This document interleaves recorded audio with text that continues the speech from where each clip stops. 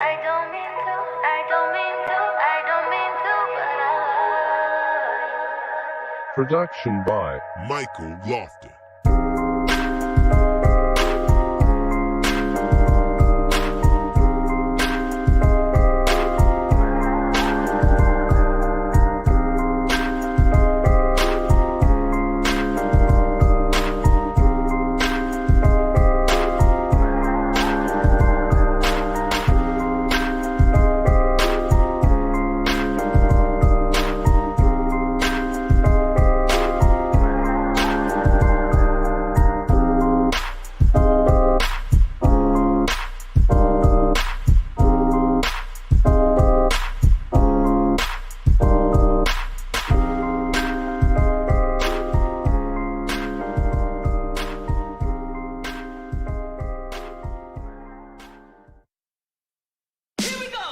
You're watching Reason and Theology Live, a show dedicated to charitable discussion, debates, interviews, commentary, and analysis. The show concentrates on theological topics, historical matters, and philosophical problems with content ranging from introductory material to in-depth examinations. And now, your host, Michael Lofton. Welcome to Reason and Theology on a Monday evening. Your host, Michael. Doing a pre-show show because we have a show at 6 p.m. Central coming up with Lewis, who's going to be going over the interpretation of Scripture and different principles thereof. So what we're going to do here is a quick one where we're going to go over Father Alexander Schmemann and his views on the papacy. I think they're important because he is summarizing some of the issues that we see there in the first millennium that I've often talked about and others have often talked about, namely Eric and even others aside from Eric. He's talking about the papacy in the first millennium, makes some very interesting observations. And again, hat tip to Eric because he did mention this in his opening speech with Father Patrick in his debate with him, and that's actually what tipped me off to go and look further into what Schmemann was saying on this particular matter, which I did, and it then turns out that he actually has a post on this if y'all want to go and read it on his blog, ericebar.org. I haven't had a chance to read it, but I know it's specifically engaging some of what I'm going to discuss today, but in more depth. I've only had a chance to just briefly skim through it. It's not very long, though. It's entitled The Papacy in History, Father Alexander Schmemann. It's on ericebar.org. Looks like this was posted, is it going to give me a date? Well, it looks like it's in June 2019, June 29 of 2019. So, yeah, hat tip to him. Kudos to him for finding some of this, because this is interesting because he's effectively saying the same thing that we Catholics have been saying for a very, very long time, making the same observations. And it's just ironic hearing an Orthodox admitting what we've been saying all along, and that is, the papal claims are there in the first millennium. They're there in some of the ecumenical councils. They're there in saints shared by East and West. That being said, there's also other ecclesiologies existing in the first millennium that are not Catholic entirely. So there's that as well. And y'all have heard me say that many times. You can find Orthodox ecclesiologies and also the Catholic ecclesiology. You could find it in the first millennium. So let's dive in. This is from his book, The Historical Road of Eastern Orthodoxy. Again, Father Alexander Schmemann, Dean of St. Vladimir's Seminary for many, many, many, many years. Again, Orthodox priest and theologian. He was very, very well known and still pretty respected in some circles. Now, there's going to be some reactionary Orthodox who dismiss him and say, oh, he doesn't matter. But by those who are credible when it comes to orthodoxy and academic Orthodox, they respect him. So, let's pull up my screen. Okay. Y'all should see it. This is page 240 of of the edition I have. We'll look at which edition it is in a little bit, because I don't want to have to find my place again. This is mid-page. Elements of misunderstanding with Rome. Watch him basically admit everything that we've been saying. Such was the situation at the beginning of the age of Constantine, but from that time the fundamental misunderstanding between the eastern and western halves of the church became deeper, ending in a final separation. On the one hand, in Rome, it was increasingly apparent that a firm conception of the papacy had developed, according to which special God-given rights, notice that, God-given rights, not just canonical privileges, God-given rights. He's saying this is what the Latins are claiming, right? I mean, he's not necessarily saying he agrees that they're God-given. He's just saying that they were claiming this. God-given rights had been granted to the Bishop of Rome over the universal church. This point of view became increasingly strong after the fall of the Western Empire. When do you think that happened? All right, was it 476?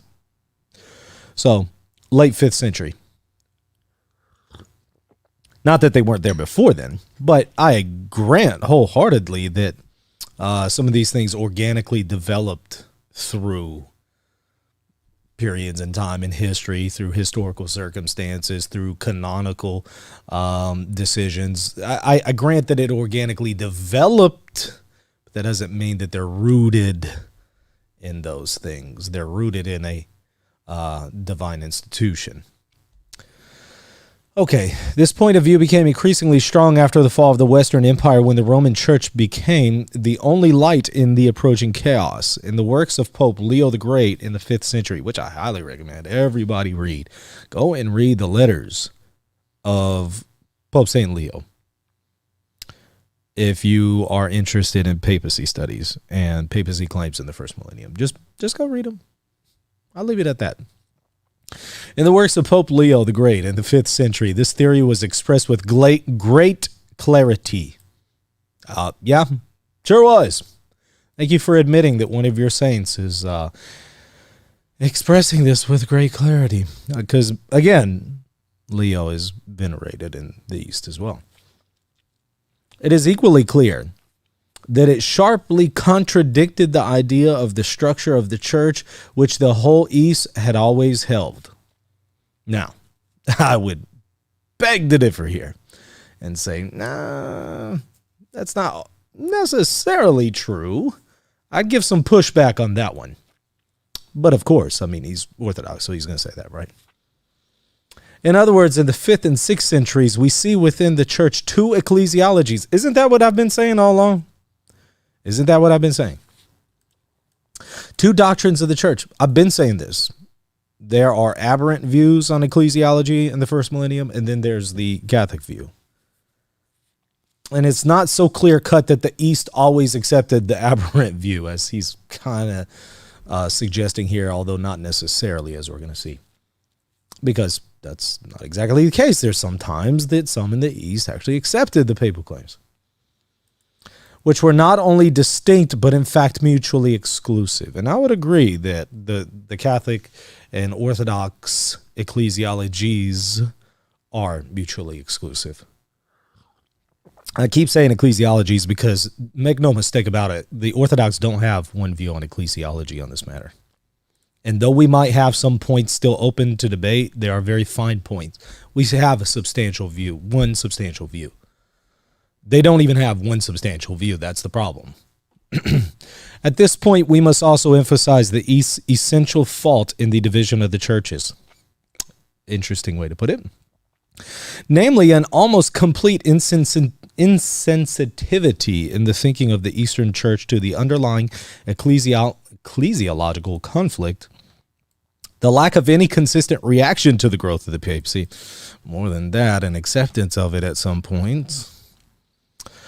The theory of the power, potestas, notice that, for all y'all who are giving really bad arguments between, making a distinction between authority and power, there you go.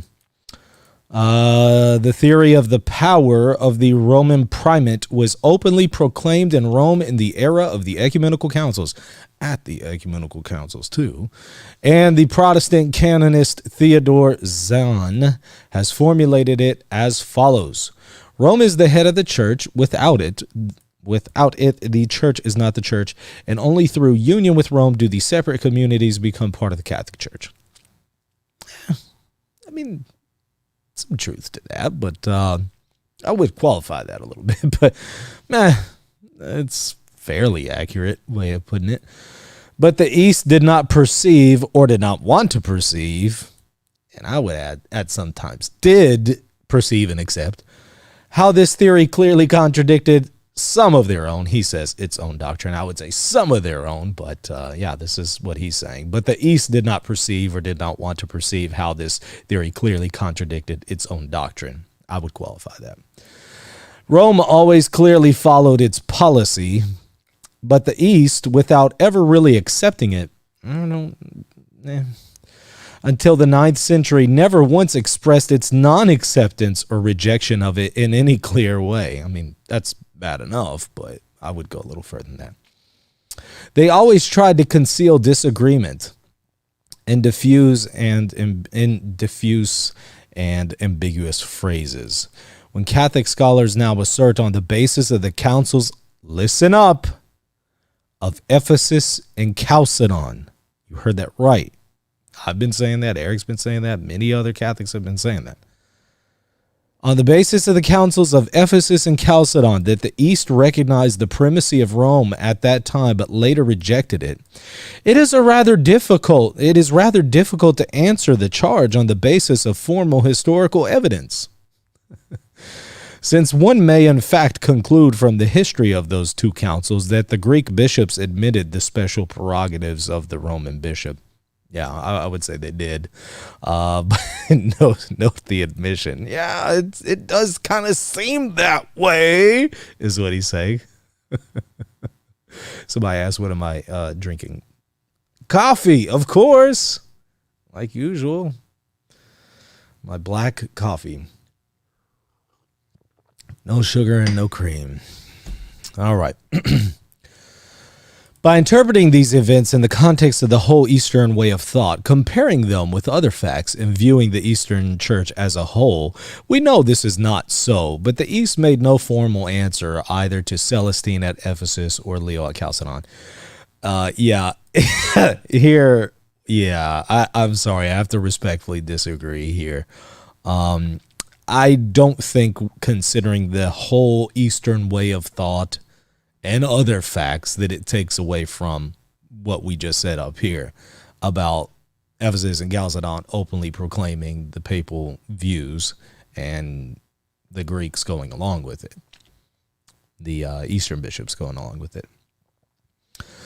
Okay, but notice, he at least says they had no formal answer to it. I mean, they tolerated it.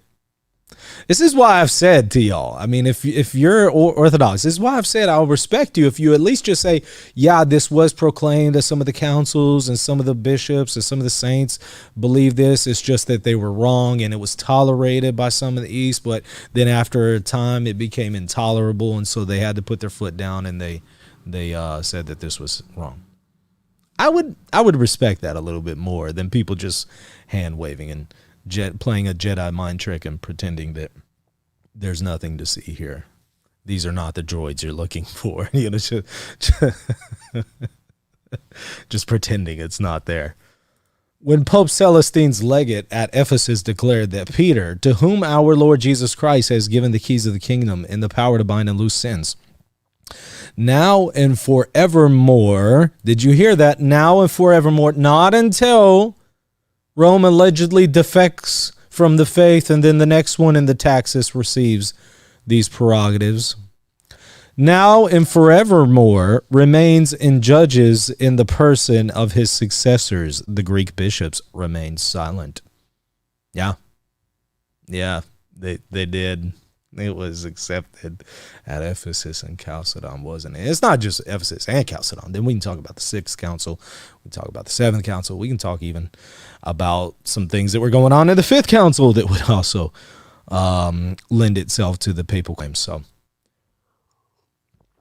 all right. The protest of Pope Leo the Great against the 28th canon at Chalcedon, which I've been talking a lot about, which made the See of Constantinople a new Rome, was answered by Patriarch Anatolius with a cowardly renunciation of responsibility for the canon. You can say that twice. I mean, it was very clear he was bowing to the authority of the Pope. And it wasn't just him, by the way. I mean, he makes it just kind of look like it was Anatolius. No, it was more than just Anatolius. But it definitely was the Patriarch of Constantinople for sure. Assuring the Pope that without the latter's approval, not one of the decrees of the Ecumenical Council could be in effect. And that's true. Anatolius does basically say, oh no, I wasn't pushing Canon 28. That was those other guys at the council. And you would know, and you know, Leo, you know, I would not say that this is effective unless you approve it. You know that I'm putting this thing and entrusting it to your care and your decision and blah, blah, blah. I mean, he's just completely bowing to the Pope. Even more characteristic of this eternal compromise with Rome was the signing of the formula of Pope Hermisdus by the Eastern bishops in 519. Notice what he's saying here. Ending the 30-year schism between Rome and Constantinople. And he doesn't go to say, oh, forgeries and all kinds of ridiculous arguments that we hear today. Forgeries, Latin forgeries. No. The whole essence of the papal claims cannot be more clearly expressed than in this document, which was imposed on the Eastern bishops. And imposed is one way to put it, but I wouldn't necessarily say imposed. They freely assented to it. So, according to Duchenne's calculation, in the period from Constantine to the Seventh Ecumenical Council, the Eastern Church was in schism with Rome for 203 years in all. But dogmatic problems and heresies, never the rejection of the papacy, were always the cause of the break.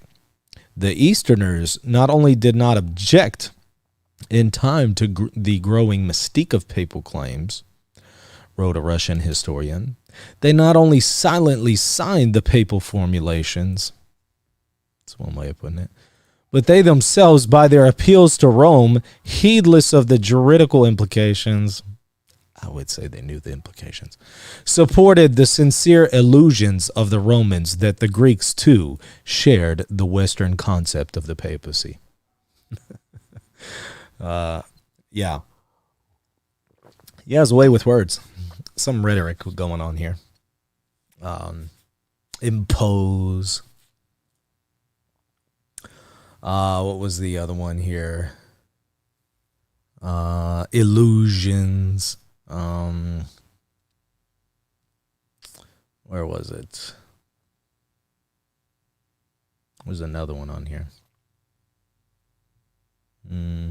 Not seeing it, but I mean, it's clearly full of it. I mean, the terms that he's using, I would definitely qualify. I would say he's not going far enough, but here's the thing. He's already gone way too far for the Orthodox. He's already got way too far in his admissions, because if you just think about it and you just carry what he's saying to its logical conclusions, it entirely undermines the Eastern Orthodox position in the first millennium. He's saying Rome openly taught its teachings, openly taught it. Some in the East accepted it. It's even taught at ecumenical councils and was accepted by fathers at ecumenical councils. Canons of ecumenical councils are now being subject to the... I mean, he's just admitting everything. I think Eric was right. I think he said something along the lines in his debate about, because when it first came out, I was extremely distracted while watching it. I was able to finally sit down and watch about half of it today with no interruption and really just focus on it. And there was a point where he said, this kind of ecclesiology that you see there in the first millennium is just unacceptable to the Orthodox bloodstream, effectively. There's just no way that it really could be brought into its bloodstream without significant modifications, is what he said. And that's true. I agree. I would say significant, that would be an understatement. Substantial modifications would be the term I would use, which I know he would agree. I'm just saying. Substantial modifications. In other words, you would have to change the substance of your ecclesiology and doctrines, and you would have to admit that you're wrong and that, okay, maybe we shouldn't have gone into schism. So I thought that was interesting, worth bringing up. We have another video coming up here in 20 minutes. Let me look at the chat. Lofton has a lot of quibbling qualifications in this video. Not quibbling, no, because what I'm pointing out is that the terms he's using, he's not going far enough, and I'm giving some examples why. So it's not quibbling. It's actually very important, the qualifications that I'm making. But it might seem like quibbling if you don't really know the history of the first millennium. Schmemann was conceding what an honest man would. Yeah, absolutely. But I still think he's biased in it, as you can see in the language that he's using. The Greek bishops remain silent. There's a little more than just remaining silent. They are assenting to it. You see what I'm saying? That's not quibbling. That's actually pointing out an important distinction. He's underplaying it. He's downplaying it. And it's actually worse than he's telling you. But the problem is, even with him downplaying his commentary in the first millennium, the whole time, even with him downplaying it, mitigating it, and it's still way too far of an admission for the Eastern Orthodox position. Or I should say positions. River, thank you for the super chat. He says, we can go to the Pope. Yeah. Yeah, I mean, that's right. That's what James White said. We believe. We can go to the Pope. That's what we believe on everything. If you have a question, you just all of a sudden text the Holy Father, and he'll respond right away. Let me look. What else can I find? Hashtag nuance, right? Where can we read this? Well, again, this was Alexander Schmemann, The Historical Road of Eastern Orthodoxy. That's page 240 through 241. Let me see which edition this is. It's taking a second to go to the top for some reason. Hold on. Gosh, why is the PDF stuck this long? It does not take that long just to go to just change pages. Goodness. Okay. All right. 1963, first edition. Okay. So, hopefully that's helpful for y'all. What else we got in the chat? We got just a few minutes left.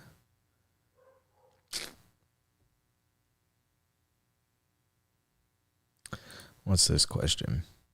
Is letter 37 good basis that Leo thought his tome was so definitive the Robert Council didn't need to be called in Leo's mind? I think it's 37. It's definitely right around there where he's discussing his tome.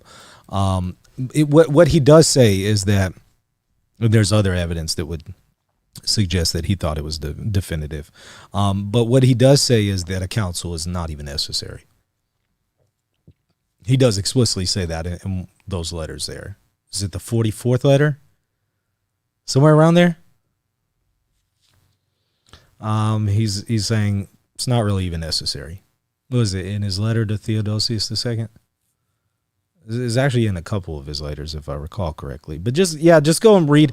Just start at like letter, what was it, 18, somewhere around there, and just start reading through the 50s.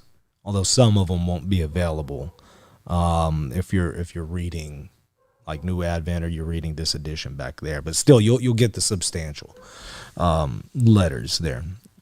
And yeah, read through those and you'll see where he thinks that it's not even necessary, that his tome has settled the matter. but he says for a fuller judgment, he not acquiesces, but he's going to accommodate. He doesn't say the word accommodate, but that is how I understand him. He's going to accommodate the emperor in calling a council for a fuller judgment. And why is that? There is actually a distinction that we would make in magisterial studies where we would talk about, formally speaking, the judgment of a council and a pope are equal. But materially speaking, there is a difference. Materially speaking, there is greater, I want to say authority, because again, formally equal, but materially speaking, there's more consideration when more bishops are involved. Although something's taught definitively by a pope, it's definitive. It is what it is, right? I mean, you can't teach more definitively, right? But whenever you do have more bishops present and more bishops deciding on something, even though you might have something definitively taught just by a pope himself, it's now being taught much more fully. And this is not a distinction I'm making up. You can see this distinction in Dr. King's work. You can see it in Father Francis Sullivan's work. Go to Dr. King's dissertation. I always call y'all to his dissertation. Start reading around page 208. He talks about these distinctions, and he's going into this. So I don't have a problem with Leo saying that, an ecumenical council can be called for a fuller judgment. That's entirely compatible with Vatican I. We don't have a problem with that. That's why we still have ecumenical councils. Otherwise, why did we even have the Second Vatican Council? All right. Why not?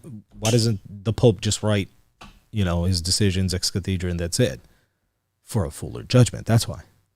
One of the reasons, at least. Okay.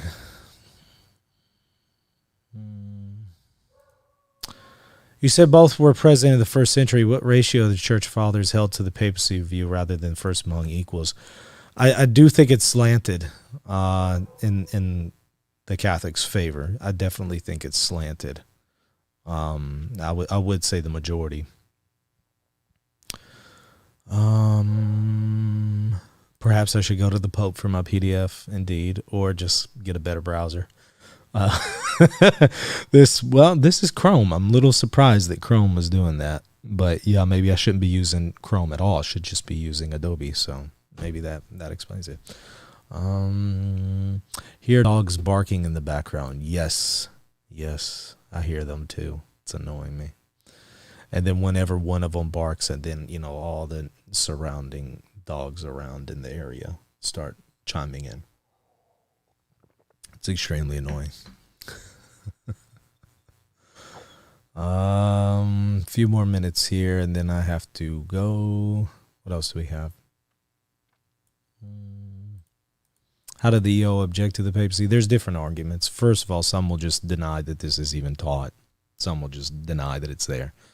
The more educated ones there's different views there as well, but they would tend to say that this wasn't taught as a divine institution. It was just privileges granted by conciliar decrees or its position in the empire and things like that.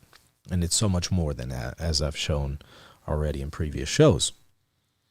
And then some would say, okay, it is a God-given institution, but it's administered through 3 thrones, not just Rome, but also Antioch and Alexandria. The problem there is you have Gregory the Great, as Eric was noting at the debate, and others who note that there's a unique claim for Rome that Antioch and Alexandria don't have to Peter's prerogatives, and also that even those sees are subject to the Holy See, Rome. And then you'll have some that would say, okay, but this privilege there that's granted to, this is a much more unique view, that privilege that's granted to Rome, whenever Rome falls, it's transferred to the next in the taxis, which would be Constantinople. That's a pretty minority view. So you'll have different views out there. All of them fail and don't fit with the first millennium. What else do we have?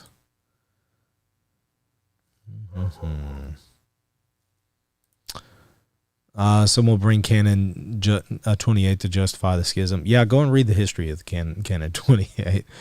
I don't think most are even aware that Pope St. Leo rejected it. Not only that, but rejected it by his divine authority, appealing to St. Peter. And not only that, but also Anatolius of Constantinople is even recognizing that he can do that. Not only that, there's also somewhat of a lack of reception of Canon 28 even in the East for a little while. So it wasn't even fully immediately accepted in the East. Okay. What else do we have? I'm looking through here. How do you respond to the Protestant who calls the Holy Eucharist a cracker? It's the biggest insult to hear. Anderson calls it a stupid cracker. I don't know if we should even try to reason and respond with people who are that biased. You know what I mean? Should we even? And it's not an issue of it even being a cracker, right? Whatever form it looks like it's under, whether it be leavened or unleavened. I think the deeper issue is they have something else going on there. They have a hatred for the Catholic Church. I'm not sure I would even try to respond and engage them, to be honest with you. What else? I saw something about letter 33. If you survive lightning, doesn't that vindicate you? You see, it goes both ways, though, right? I mean, some the nasty Orthodox. I'm not saying all Orthodox. I'm just saying the nasty ones, the nasty toxic Orthodox would say that, well, if lightning strikes when Michael says something, that's God's judgment against him, right? And then the triumphant Catholics would say, well, if lightning strikes and Michael's fine and safe and everything, then it's God's protection of Michael and what he's saying, you know. So people will see it either way. I say it's just a natural event. It has nothing to do with anything. Although I know you're just joking. You're not being serious. I'm just saying for those who do actually think that that's an indication of something spiritual, it's funny. Somebody says don't get struck by lightning. Well, that definitely won't happen right now because it's pretty clear out there. What else? Yeah, where does Gregory subject Alexandria and Antioch to Rome? It's in one of his letters. I'll have to go. In fact, how about we do that? How about we do the next quick stream show like this on that? I'll get that for you. And we'll go over it together. Okay. Take just a couple more and I gotta go. Got 10 minutes left. Soundproof that shop. Yes, that is my next project, is soundproofing this, but that's gonna be a while. And that's gonna be rough. It's gonna be hard. There's not even sheetrock on here. So I have to get some sheetrock on here and then soundproof it. I need to put in carpet. It's going to be that's going to be a long-term project. Let's see if there's anything else. When will Constantinople and Rome unite? Probably never. Short of the second coming, probably never.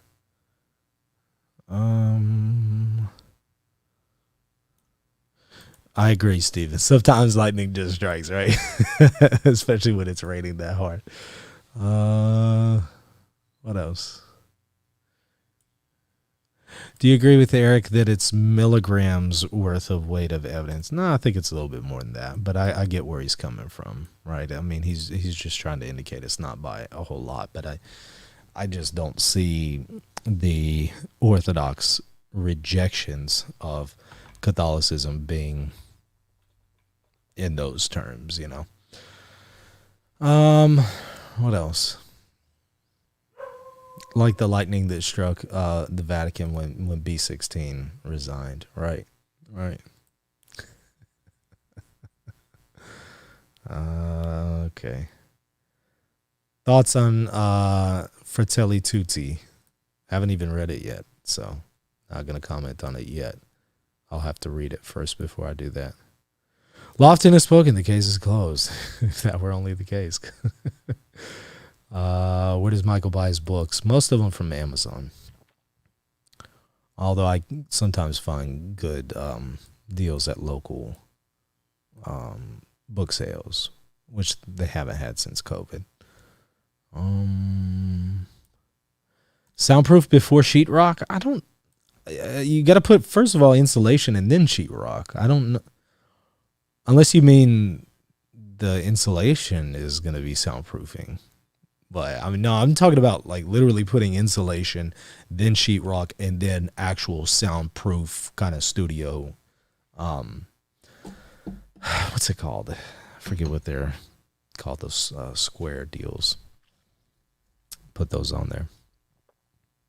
It's going to be expensive. It's going to be a while before I do that. And I'm not sure even how to do that with two huge bays, you know, the forget what they're called, but they're the metal bays that open up. Not sure how to do that.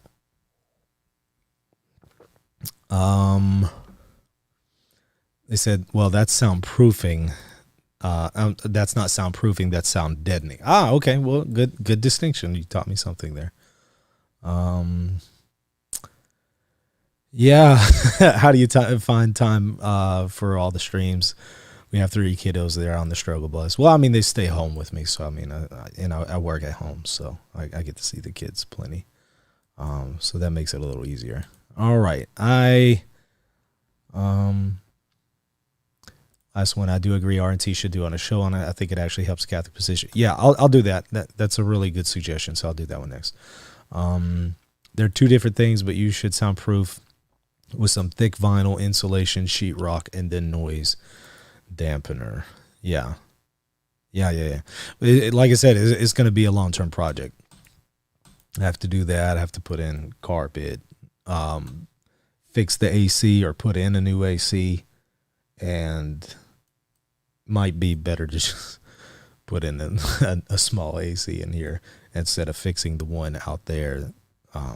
Anyways, whole lot more to do with it, but as y'all see over the next year, I'll really turn this thing into something. So anyways, I hope y'all enjoyed the show, and see y'all in about 5 minutes with Lewis for his show on the interpretation of Scripture. So, of course, don't forget to like, subscribe, share this on Facebook and Twitter, and check us out, patreon.com/Reason and Theology if you want to support us. God bless.